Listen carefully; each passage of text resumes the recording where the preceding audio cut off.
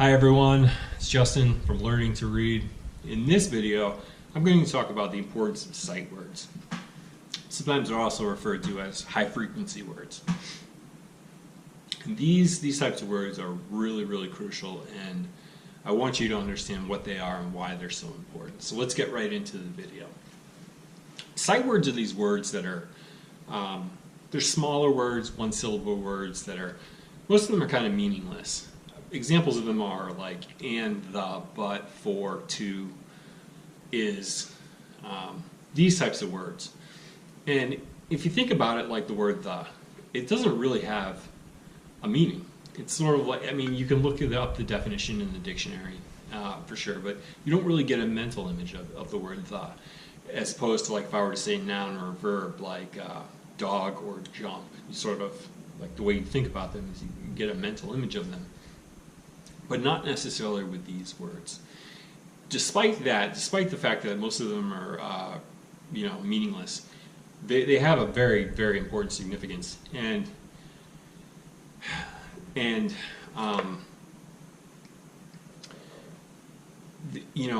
crucially important for a couple of reasons. One is that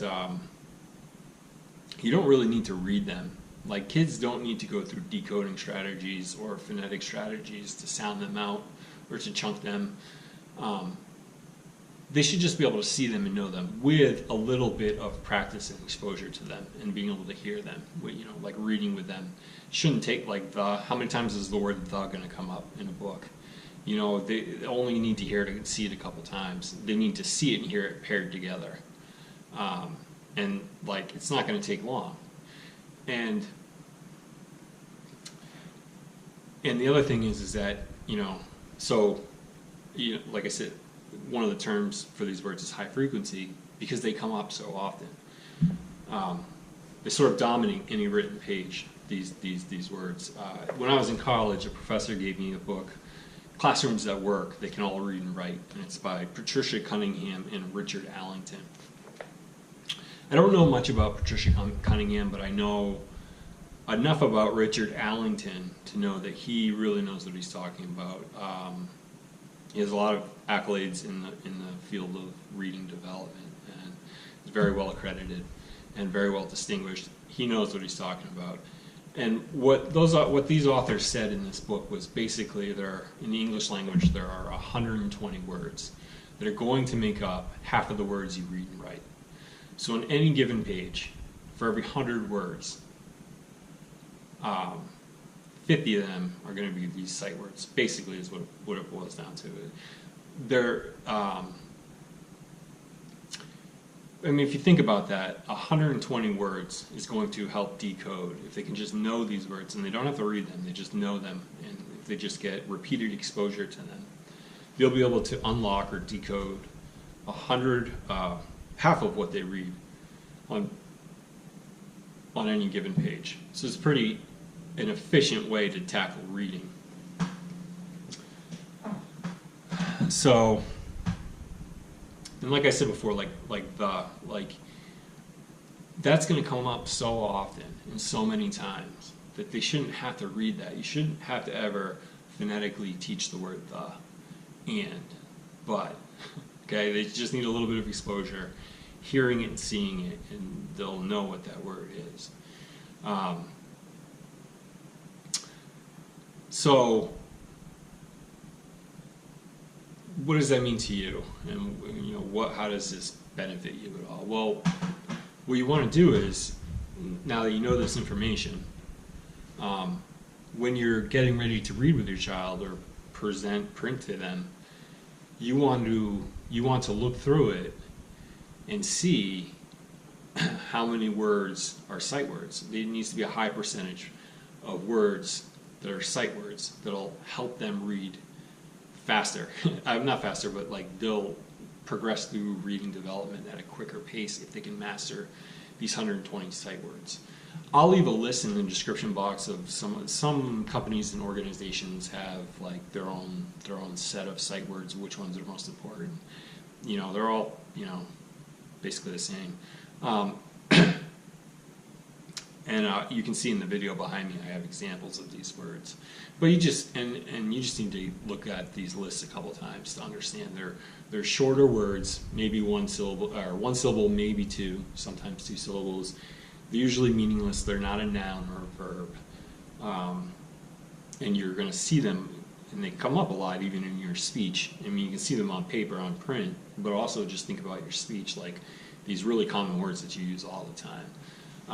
And so you want to present, you want to give that child repeated exposure to these words through the format of a book and give them chances to master it. You want them reading 98% of their words or higher. That indicates mastery.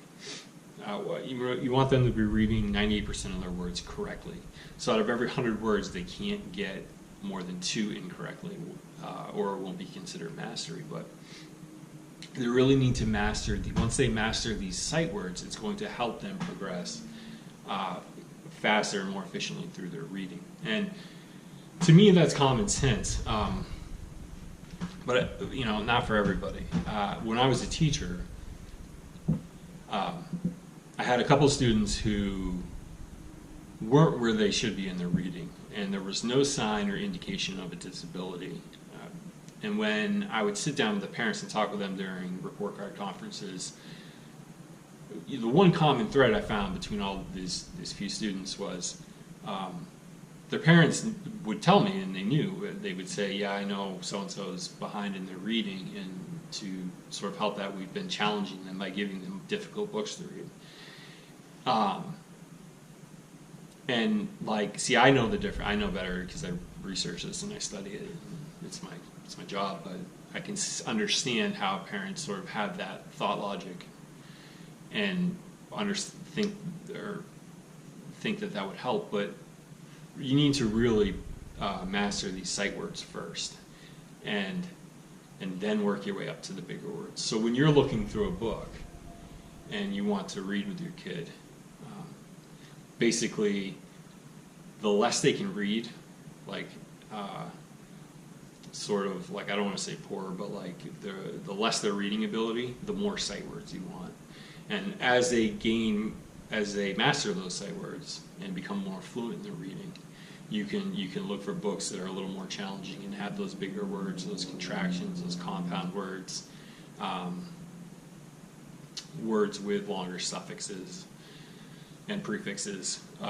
But until they master these sight words and are fluent with them, you want to give them a repeated exposure to books with a high percentage, as high percentage of sight words as possible. Okay, so I know that was a lot. Sorry, but that's basically the video. Don't overlook how important sight words are.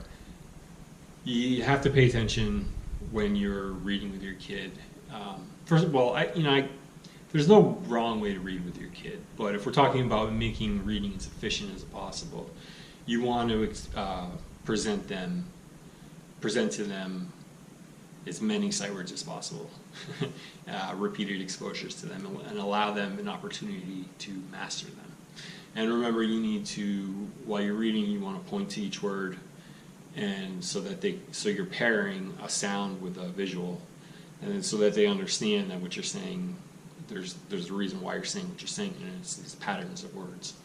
Okay, and and again, most of the sight words they don't have to be sounded out or chunked, or they just need that visual and audio pairing of the word. And they need a couple opportunities, and they'll probably start mastering them very quickly. Okay, so thank you. Hope that helped. If you did find it helpful, please do me a favor and like the video or share it and subscribe, and always leave a comment and I can try and get back to you. Okay, so thank you. Hope this helped, and I'll see you in my next video.